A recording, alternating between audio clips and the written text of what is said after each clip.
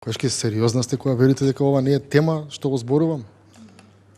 Комисија, второстепена комисија за одлучување по инспекции, каза јадноста да упростам, нема врска со бројот на инспекции според вас?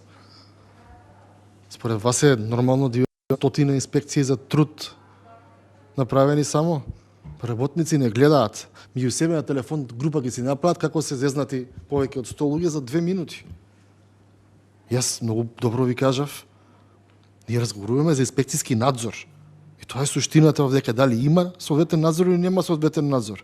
И затоа јас ви реков, ако ги видите од бројките колку луѓе се огрешиле према законот, јас ви гарантирам дека во Шведска помалку луѓе се огрешиле од законот. Каде што се почитуваат правата на работникот на едно највисоко ниво, познато за цивилизацијата. Така што, генерално, мислам дека и тоа како е тема.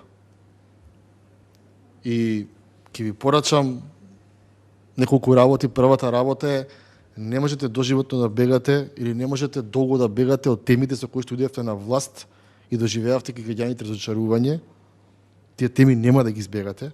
Иако вие мислите дека ќе ги бегате, значи може сега да немате реплики, може да немате контрареплики, ама темите нема да избегате. И тоа ви го зборев лани ова време, на локални избори си го видовте резултатот.